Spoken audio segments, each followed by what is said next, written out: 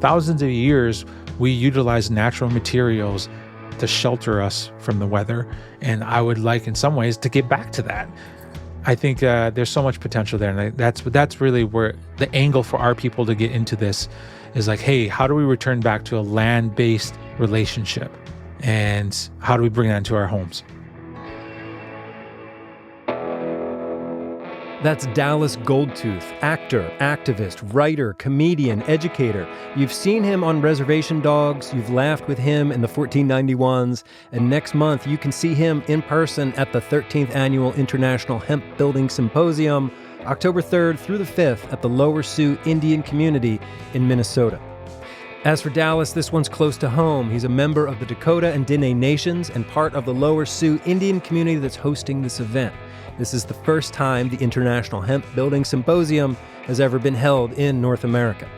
This is the Lancaster Farming Industrial Hemp Podcast. My name is Eric Herlog. Hello, welcome back to the Hemp Show. This week, we're looking ahead to what might be the most important hemp building event ever held on American soil. It's a gathering that blends culture, sovereignty, and sustainability with hands-on demonstrations, global expertise, and community vision.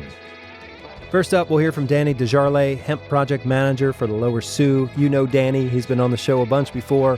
We'll talk to him about what this event means to his community, and then we call up Dallas Goldtooth. But before all that, a quick word from our sponsors, and then this week's news nuggets from Hemp Today.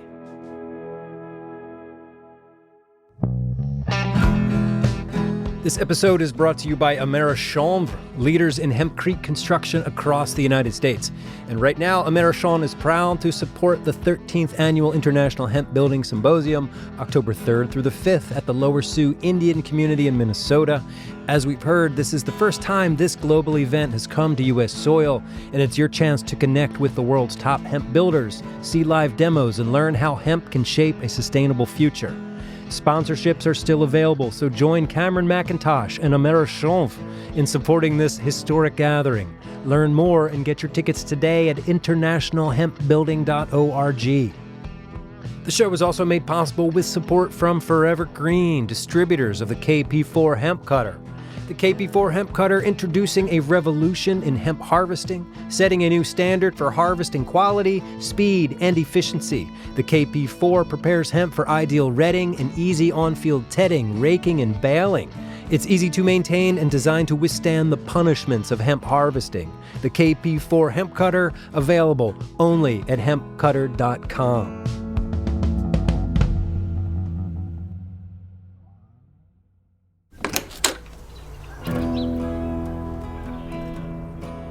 Okay, welcome back to the show. So here we are. It's the second week of September. Today is actually the 9th of September if you're keeping track at home.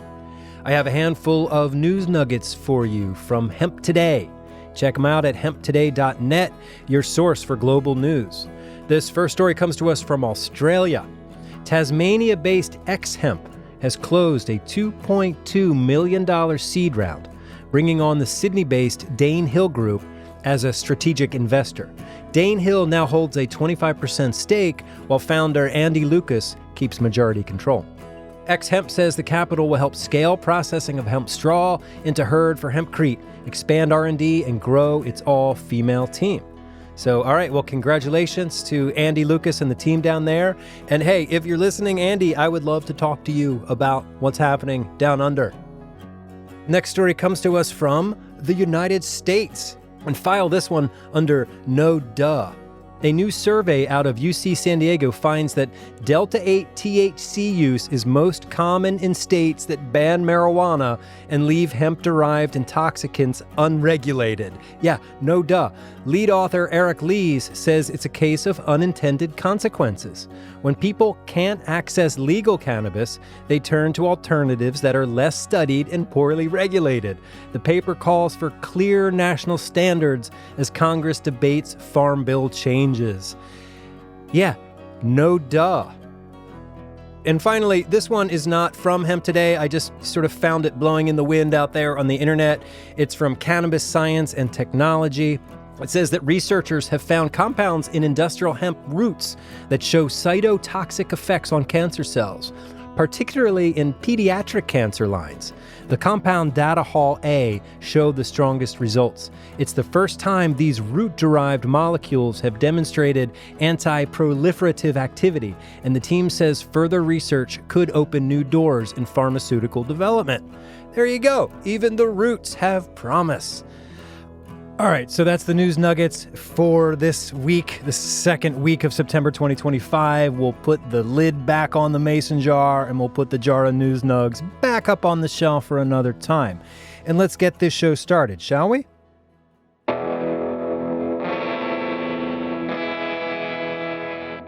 All right, so I'm like 95% sure that I have mentioned the International Hemp Building Symposium on the show before this episode. Pretty sure I have. So hopefully it's not totally news to you, but it's awesome what's happening. It's coming up quick. It's going to be in about 3 weeks, right? And I'm going to be there. I just booked my flight to Minnesota. I just booked my room at the Jackpot Junction Casino in Morton, Minnesota. I'm excited to be out there with the hemp building crew, and this time the International Hemp Building Crew. It's really going to be an amazing time, and I hope to see all of you out there. Not some of you, all of you. Anyway, so I thought I could help out a little bit by shining some light on what's happening there. So today we're going to talk to Danny Desjarlais. We're going to talk to him just a little bit, and then he sort of sets up my call with Dallas Goldtooth, who, if you know his work, you know he's a genius. He's absolutely hilarious, and yeah, it was a real pleasure talking to him. And maybe you're wondering why Dallas Goldtooth is on the show talking about hempcrete. Well, you're going to find out on the show. We're going to talk to Danny Desjarlais.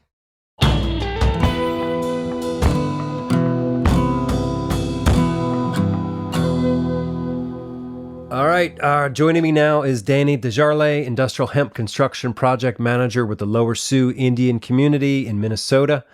Danny is helping host the 13th International Hemp Building Symposium this October. It's the 3rd through the 5th. This is the first time the event will be held in the United States, right on the Lower Sioux Reservation. The gathering will feature live demonstrations, global experts, and a unique focus on sovereignty, culture, and healing through hemp. Danny, welcome back to the Hemp Show. How are you doing? I'm good, Eric. How are you? I'm hanging in there, you know. It's Wednesday. It is, yeah. But I'm psyched about this event. It's about a month away. It'll be a little less than that by the time this airs. But let's talk about it. What do you have in store for this International Hemp Building Symposium? Well, yeah, you said it in the intro. It's the first time ever in the United States, the 13th annual. So it's been all over. I think last year it was in Sweden, the year before maybe Amsterdam or France. I don't know if you've ever made it out to it, Eric, but no, I never have been. I've always wanted to, and so I was really trying to make it last year to Sweden, but I just couldn't make it all work out, and so I'm really excited for it to be here in the United States. And I think anybody in the hemp building space or in the hemp space in general here in the United States should attend this event, because it's bringing together experts from around the entire world that have been in the hemp space for much longer than what it's even been legal here in the United States. So yeah, well, let's talk about that. Like, I know Steve Allen is one of the main sort of organizers, or one of the main people behind the International Hemp Building Association. Yeah, and so this event is put on by the International Hemp Building Association, which is ran by Steve Allen. And, so the whole international scene has been to these events in other countries. And, Steve himself, I don't even know how often he travels to the United States. And so to get everybody over here is pretty big. And, Steve's one of the godfathers of hemp building. I have a couple of his books that we display at all of our workshops or any of the things that we go out and engage with public. And so I've only met him online, so it'll be great to meet him in person. Right. But the International Hemp Building Association, they've been doing it for quite a while, and they have a lot of, big name people that they work alongside.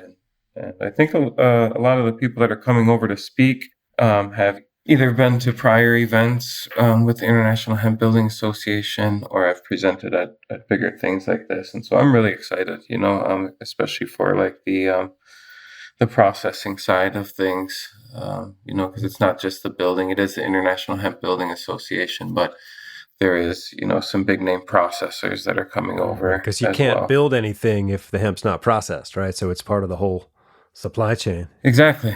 And so I understand that half of the profits from the event are going to help build a community school. Can you talk about that?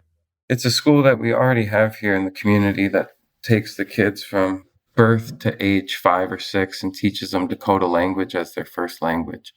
The Dakota language is pretty much on the brink of extinction. We only have 4 first language Dakota speakers left here in the state of Minnesota. And so we're trying to bring back the language, and save the language from becoming extinct.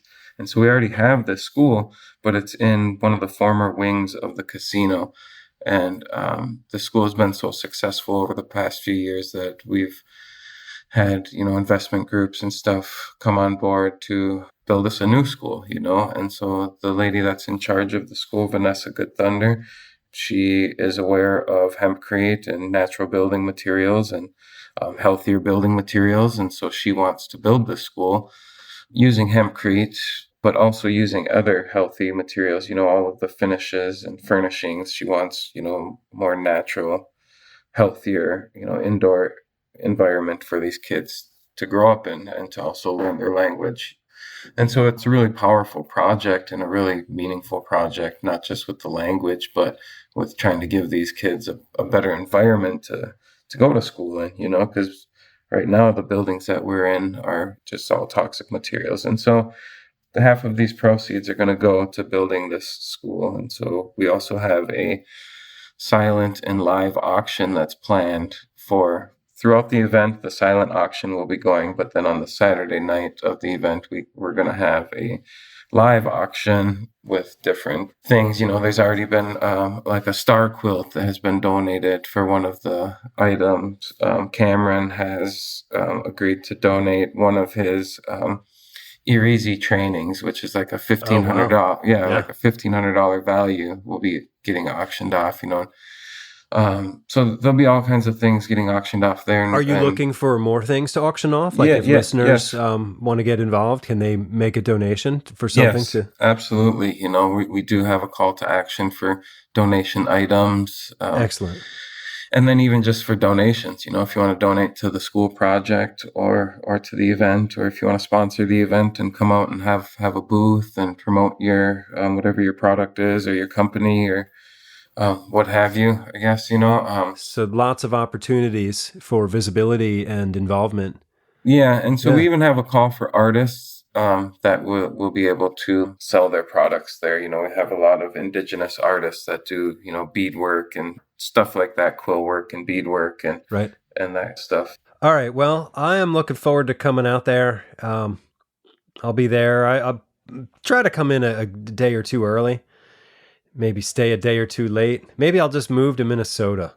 Yeah, you should. And then the other thing too, with your entry fee, you get, we're providing meals, and one of the meals is even like a fancy meal on Saturday night with the live auction. And if anybody's familiar with the show Reservation Dogs, one of the main actors from the show, Dallas Goldtooth, he plays Dallas the spirit. Goldtooth. Yeah. He plays the spirit in the show Reservation Dogs, and he'll be the MC that night for the fancy dinner. And so you definitely don't want to miss it if you're familiar with the show at all. So is he like his character in real life? Yeah, he is. And so if you've ever seen any of his short films and stuff that he's done even before he was famous, he's got a lot of YouTube stuff. It's called, I think, the 1491s. And so, in homage to before 1492 when Christopher Columbus sailed the ocean blue, and so we should see if we can get him on our podcast. Let's call him up. Yeah, I think you can. So I was just texting him this morning, and so I think he'd be willing to talk to you soon and promote the symposium as well. All right. So I'll call up Dallas Goldtooth. I'll call him up right now. Okay. And we'll talk to him. Yeah. Tell him I said hello. All right. Thanks, Danny. Good talking to you. All right, have a good one.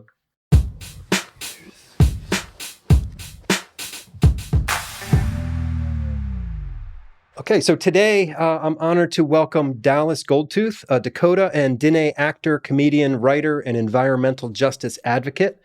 You might recognize him as William Spirit Knifeman on Reservation Dogs, and you may have seen his satirical work with the 1491s. Beyond the screen, Dallas has been on the front lines of Indigenous-led climate activism, including at Standing Rock. We're delighted to have him here today as we prepare for the 13th International Hemp Building Symposium happening October 3rd through the 5th, 2025 at the Lower Sioux Indian Reservation in Minnesota. It's a groundbreaking event blending sustainable innovation, Indigenous stewardship, and community empowerment. And 50% of the symposium profits will support the building of a community school for the Lower Sioux community. So it's truly shaping a greener future that honors culture and place. So Dallas, welcome to the Hemp Show. It's an honor to have you here. How are you doing? I am doing amazing. I'm so happy to be here. Thank you. So I imagine you might have different ways of introducing yourself depending on the audience you're speaking to. Could you offer us a couple of different ways of introducing yourself? Yeah, sure. My name is Dallas Goldtooth. I'm the 3-time pole dancing champion of the Tri-County area of southwestern Minnesota. I'm very proud of that feat. I was only bested by Danny Desjarlais, who is one of our hempcrete experts for the Lower Sioux Indian Community. No, it's all in jest. My name is Dallas. I am Dakota Diné. I'm born and raised in southwest Minnesota. I went to school at UC Berkeley. I currently live in Chicago. I've dabbled into a plethora of different industries and jobs, but currently am a writer and actor and performer, which has always been my passion as an artist. That's always been my outlet as an artist. But in that, I also was, and in some ways still see myself as an organizer around environmental justice and climate justice issues. Cool. Well, welcome to the show, and it's an honor to have you here. And it's neat that you're involved in the symposium. So how did you get involved in the Hempcrete Symposium? Well, ever since our community, so folks that don't know, the Lower Sioux Indian Community is a relatively small native reservation. I say relatively small because west of the Mississippi, the vast majority of Indian reservations are fairly large. Ours is about maybe 5 miles by 5 miles radius. We have roughly, I think, around 2,500, 3,000 members that are that live there. But with that being said, our tribe is the largest employer in the area with our casino and hotel. And I think starting about 10 years ago, the tribe started looking into, well, at first was looking into cannabis, right? And looking at what with the movement to legalize cannabis, the tribe was like, hey, how can we get ahead of this? And so they started looking into that.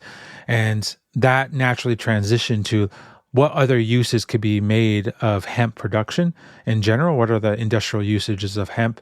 So we started putting resources and investments into hemp production, which led us to Hempcrete. And I've always been a fan of it. I've always been interested in it. I've always in many ways, I'm the layman, right? I'm the guy that just I watch YouTube videos and I want to build a house for myself. That's my dream, is to build a house. And here's this wonderful material that could help me in that endeavor. And my tribe is investing in it. My tribe really wants to be one of the leaders in the area on this. Well, hell yeah, sign me up.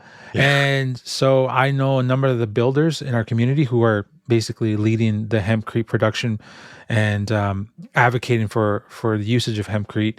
And they reached out to me and said, hey, would you be willing to help with this event? This is the first time it's coming to the U.S., or it's been, I don't know if it's ever been in the U.S. before, yeah. And so it's coming to southwest Minnesota. So I said, hell yeah, whatever you need from me, I am down. And it looks like I'm signing myself up to be an MC of some sort. So I'm looking forward to it. Cool. Yeah, it's going to be a fun event. I was out at their sort of ribbon cutting ceremony for the hemp campus last year, actually almost a year ago today. And I've gotten to know Danny and Earl and the hemp building crew a little bit, spent some time with them out at the NOCO Hemp Expo a couple of years ago. Yeah. So, it's really just fascinating what they're doing there. All right. So the symposium, it's taking place at the reservation. The proceeds are going to the school. And Yes. I gather that education is important to you. I know you're a speaker of the Dakota language and you're an educator there. Can you talk about some of that work and why that's important? Yeah, I feel like for the most part, I assume a lot of folks that are listening to this podcast are somewhat familiar with the history of the United States and American Indian tribes or Native peoples. And, our specific tribe, the Dakota, the Bidewee-Wakantawan Dakota people, were forcefully removed from our lands back in the late 1800s. And there has been an ongoing effort to have our folks come home. A lot of our people are actually, to this day, are still refugees in many other lands. In Canada, there's 4 Dakota communities in Canada who are their legal status in relationship to the Crown of Canada is refugees because of the War of 1862, in which we went to war with the Americans. Because of that long history of forced removal and genocide of Indigenous peoples, history has always been an important factor of us reclaiming our stories. History has always been it's the linchpin of colonization, right? That's how colonization works, is that it rewrites history and it tells you who the victors are and who are the losers and defines what does the future look like based on that. And so for us as Native peoples, a major part of us decolonizing ourselves is reclaiming that history and taking control of our own stories. Our community, as most of our students go to public schools and it's shared with non-Native communities. And over the past 10 years, the tribe has been putting a lot of resources into building a language immersion school in our community. Our language is an endangered language.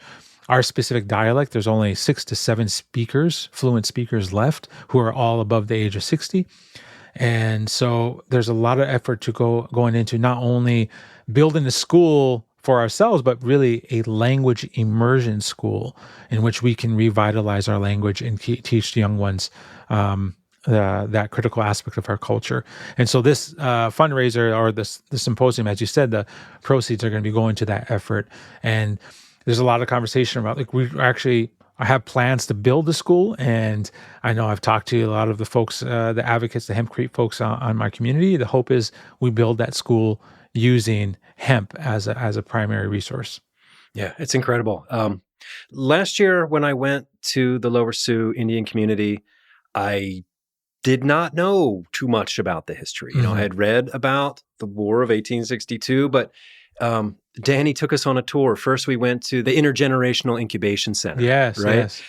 And then we went to the agency, and Yes.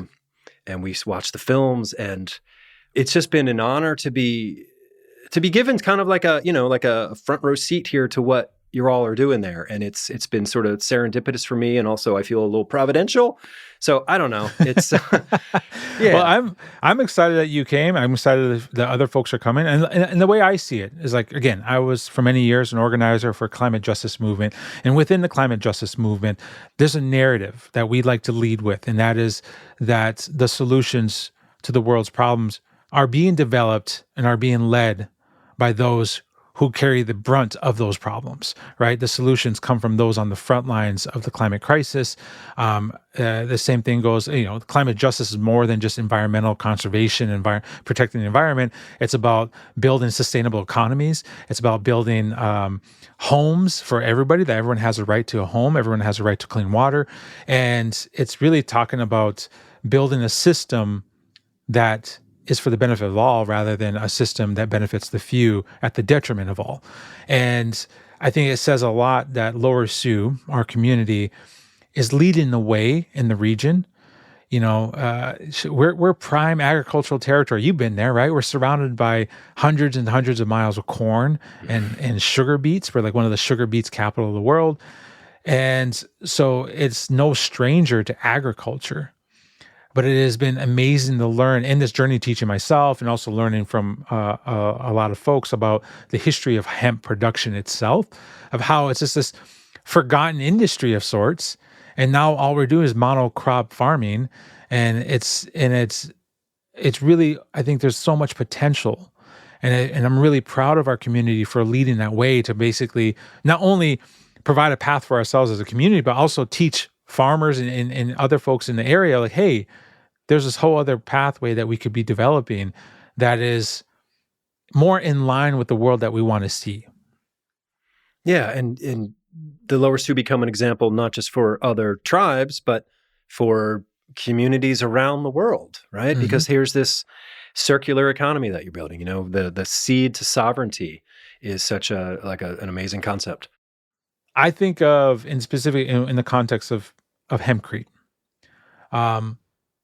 housing is an issue all across the map, and even in small towns, non-native communities, native communities is an immense issue, and the prices, like, it's just unsustainable.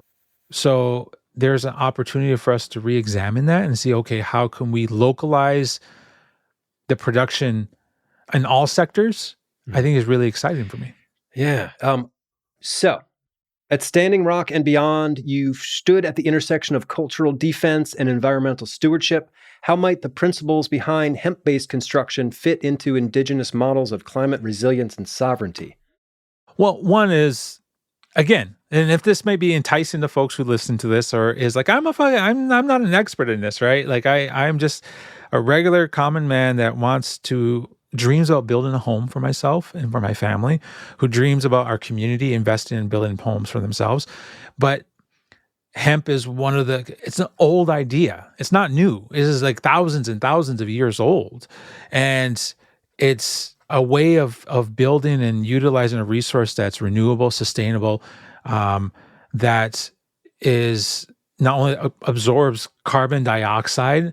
Like, I think that's a huge issue, is that we're putting so much into the air. I don't know if I can swear, but you just did. We're just putting so much into the air that how are we drawing down the carbon dioxide that is out there? Our community, like I said, is prime agricultural territories. Growing up, I remember we used to go swimming in the waters, in the creeks nearby. We were right along the Minnesota River Valley, and we can't do that no more. I mean, even as a kid, we couldn't do that. We were told about the pesticides and like the impacts of pesticides and our agricultural runoff and how it's going to affect our water and our bodies. And it did. I remember going swimming, and I remember coming back with hives and like rashes, but we wanted to go swimming, and we can't do that no more. The catch limits on fishing is low. There's so much impact to the land itself that it is essential for us to reimagine how we relate to the land. And I see that hemp is just one way. It's not the golden parachute here, right? Right. But it is one way for us to reorientate ourselves on how we use our land that benefits our communities. But not only that, has a benefit to the air, and it has a benefit to Mother Earth overall. I mean, I fucking hate the idea of like using plastics and foams and so much chemicals in my home. And I'm like, how can I minimize that as much as possible? And you're forced to. It's like we have no choice a lot of times. Exactly. It's like that's what's there. Where they foisted it upon us. Yeah, I mean, and traditionally our homes we lived in teepees. We also lived in bark lodges, and I don't know if you got to see that when you went there. Did he take you to the bark lodge? No, I didn't. Okay, if you come, folks that are listening to us, so Dakota people, we're also known as Sioux people, right? The Lakota, the L word, Lakota, we're the same people, but we have a different dialect. So Lakotas, Dakotas, we're the same people, same cultural base. We just have a different dialect. On our language, we say every word with an L, we say with a D. And in theirs, every D word is spelled with an L. That's the difference, right? It's like when you come to America, some people say pop and some people say soda. There's different dialects of English language. But most people, when they think of our cultural base and who my people are, they think of like the plains, buffalo culture, and teepees. That is true. Our buffalo bison were our primary food source. Also, it was our primary source for clothing and other utensils.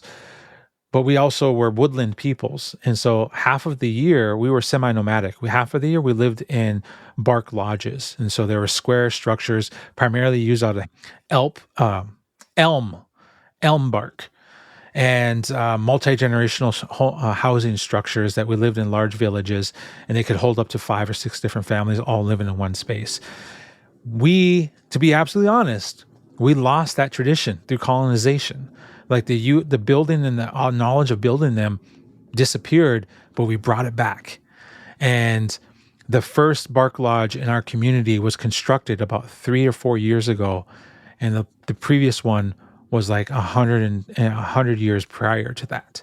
Okay. And so if you go to Lower Sioux, it's between the hotel and our tribal headquarters. There is a bark lodge, and it was like a model, like we're trying to bring it back. Yeah. And so I think about our traditions and how thousands of years we utilize natural materials to shelter us from the weather. And I would like, in some ways, to get back to that, right? With understanding modern conveniences added to it, right? A greater, higher insulation value than a buffalo hide. Yeah. But I think there's so much potential there, and that's really where the angle for our people to get into this is like, hey, how do we return back to a land-based relationship, and how do we bring that into our homes? Lot there. I think about the term that Danny Desjarlais uses, green buffalo, when he talks about the hemp industry. Yeah, so I didn't see the bark lodge, but I'm gonna check that out this time. Yeah. I guess I'm flying in on that Thursday. It starts on the Friday, and then I'm gonna leave on the Monday. So I've got the whole weekend, the first weekend in October. And yeah, I really enjoyed my time there last time. Like I said, it was just so educational for me on many different levels. Looking ahead, what do you hope that attendees take away from the symposium? Not just about hempcrete or green architecture, but in terms of perspective, community, or cultural awareness. Well, just to put it out there, just so it's absolutely transparent and clear, even there's many in our own community that are resistant to this idea. So like this symposium is helping us within our community to convince our own people, like, hey, we need to invest in this, right? And that's an acknowledgement of the uphill battle that we often face, especially in the United States. Like, again, from a climate justice angle, we're in the belly of the beast here. There's no illusions here. We are well aware of the uphill battle and the obstacles for liberation, for justice, for a sustainable world. And again, I'm not an expert in the world of hemp and hemp production, but those I know, I'm pretty sure those who are in America and here in the United States who are trying to advocate for this are well aware of what we're faced against. And so, by bringing this symposium, I think it's really, one, is legitimizes this movement. It really helps us reorientate and bring in potentially other local buyers, other people to buy in, local farmers and other agricultural interested folks. And I think that, I guess, the hope is that you can understand, like maybe inspire folks like, hey, if those who are in the world of this crazy ass political environment right now in the United States, if we're still not losing hope in this, then maybe there's a chance, right? Yeah. Yeah. I personally believe in people more than government at this point in my life. And yeah, I've met just some amazingly passionate, smart, dedicated people covering this space, the hemp space. It's amazing. So I think, like, in general, Western culture has had this terrible idea that they can dominate nature, and they've lost the idea that, no, we're actually a small part of nature. And that, I think, is our challenge now, is to get there. And what the people in the hemp space are doing, what indigenous communities are doing, I think are helping us towards that. I don't know. What do you think about that? No, I think you're absolutely right. I think that there is there was this mantra that the organization I used to work for is called the Indigenous Environmental Network, an international organization that provides support for frontline communities fighting the various forms of extractive development. And the mantra we had is defend, protect, and renew. And really what that comes down to is defend our indigenous rights, protect Mother Earth, and renew our relationship to our ecosystems. And so when you have no idea how many times I've had non-native peoples, white folks, the folks of Caucasian persuasion, who are like, hey, I don't know. I didn't grow up around this shit. I grew up in a very strictly certain way of thinking, of seeing the world, but I see the problems and I want to make the world better, right? And how do I do this? And so they come to, like, they ask me questions or ask other Native folks questions of how do we get right? And there's two levels to this. One is like, hey, don't put the burden on us. Like, hey, like we're trying to fucking survive ourselves. But there's also like the fear and the justifiable concern of commodification, right? And outright intellectual theft of indigenous practices. But we also understand it comes down to renewing the relationship to the land and finding a path that is in balance with your local ecosystems. And so I have so much love and tremendous compassion and empathy for any person that is like, I want to be better with my surroundings. And, I think that the struggle right now is to make sure to transform that movement from a niche experimental movement to a real option for everyday families. And I think that it really comes down to localized systems, right? Localized energy systems, localized food systems, localized housing systems, or at least systems that provide local resources and help lift local economies, is really a critical way to move forward. And that's my long form answer of like, how do we get right? Let's reimagine a system that benefits everybody, but also that is very local, that everyone has a buy-in. Yeah, because if we can't like be bold in our imaginations of how we want the world to be better for everybody, then do we deserve it? I don't know. We have to be bold. Yeah. All right. So you're one of the writers on Reservation Dogs? I was. The show's over now, but yes, okay. I was. Yeah. All right. Can you talk about how your character was developed? Like, were you involved in writing that? Because maybe first describe the character and how he fits into the show, and then talk about the creation of him. Yeah. So I was in a comedy group. Actually, I happen to be wearing the T-shirt of my comedy group, the 1491s. I'm wearing the shirt for folks that are listening. And just for some context, 1492 was that Columbus crash where everything changed. Yeah. So it's 1491s is our comedy group. It's an homage. Most of us are from Minnesota, so it's an homage to Prince and his song 1999. So party like it's 1999, party like it's 1491 before the world went to hell. And we were a sketch comedy improv group. And we traveled for about a good 10 years doing shows. And then we got this, one of the members got this show, Reservation Dogs, in which we all became writers on it. And so that character, my character, William Knifeman, the spirit, is actually an amalgamation of some of the characters that we developed on stage. And so the way I explain it is basically all the bad examples of uncles in my life put into one character, right?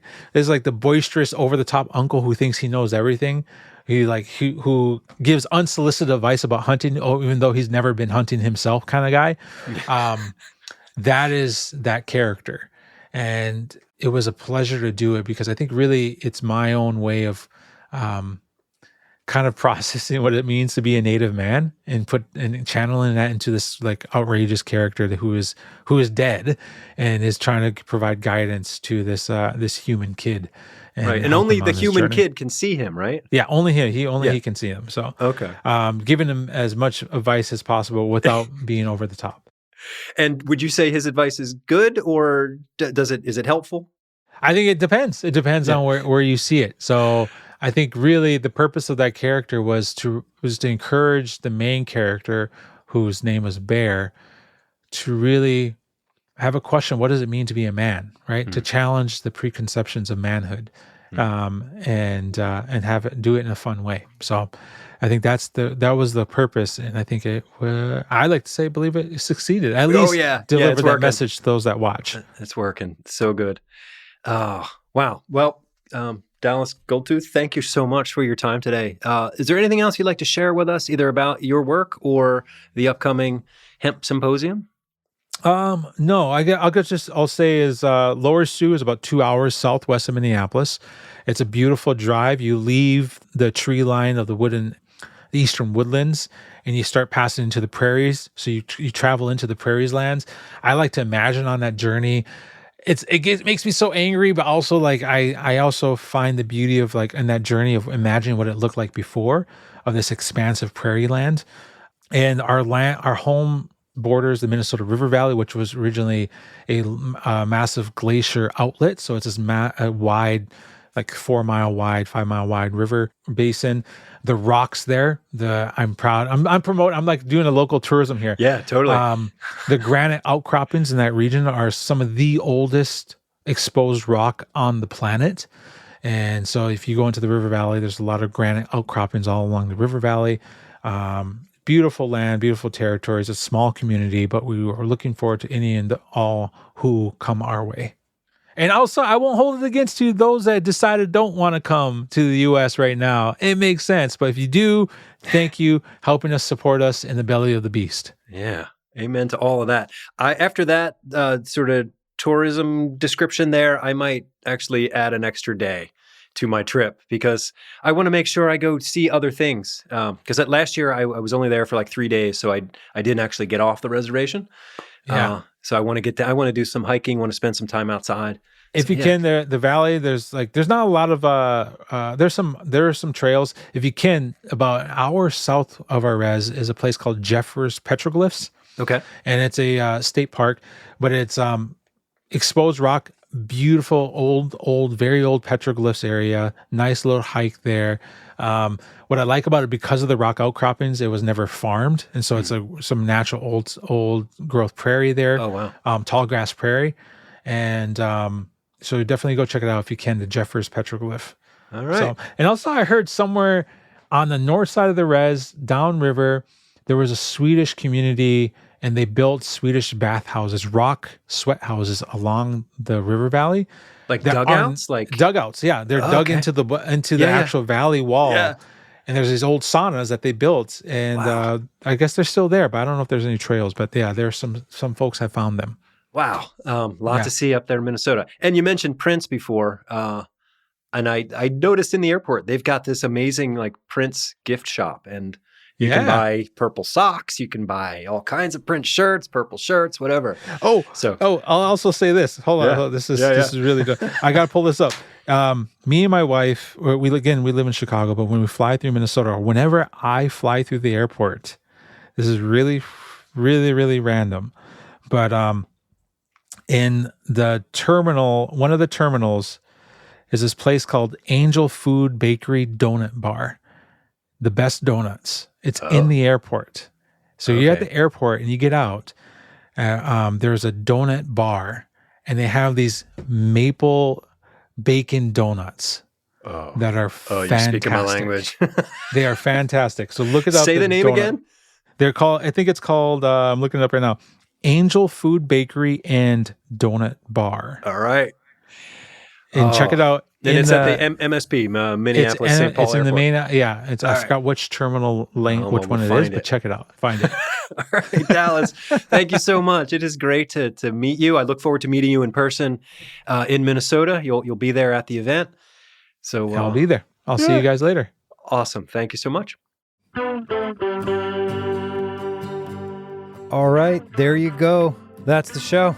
Thanks again to my guests, Danny Desjarlais and Dallas Goldtooth, for joining me today. The 13th Annual International Hemp Building Symposium is happening October 3rd through the 5th at the Lower Sioux Indian Community in Minnesota. It's the first time this global gathering has come to the U.S., and some of the proceeds will support the building of a Dakota Language Immersion School. There's still time to get involved, whether that's attending, sponsoring, donating, auction items, or sharing your work as an artist. Learn more at internationalhempbuilding.org. And stay tuned for the next episode that's coming out hot on the heels of this episode, because it's also about the Hemp Building Symposium in Minnesota. On this next show, I will be talking to the guy that Danny Desjarlais calls one of the godfathers of hempcrete, Steve Allen. Coming to an event like this is more than just sitting there listening to presentations. We call them symposiums because symposiums are basically a sort of Greek-Roman word for a party. We're also going to talk to Matt Marino from Homeland Hempcrete up there in North Dakota, so don't miss the next episode. All right, thanks for listening to the show today. My name is Eric Harlock. I'm the senior digital editor here at Lancaster Farming Newspaper, the greatest agricultural newspaper in the world. Check us out online at lancasterfarming.com. Get a subscription, sign up for our newsletters, and listen to our other podcasts. Yeah, we've got something pretty much for the whole family now. Anyway, I'll have links to all the things you want to click on the show page for this episode at lancasterfarming.com. If you want to reach out to me, please do. Send it to ehurlock@lancasterfarming.com. Until next time, I'll see you in the newspaper.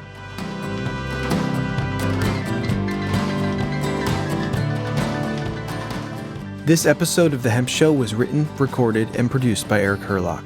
Mixing and mastering by Justin Berger. Music by Eric Hurlock. The Hemp Show is copyright 2025 by Lancaster Farming Newspaper, part of the Steinman Communications family.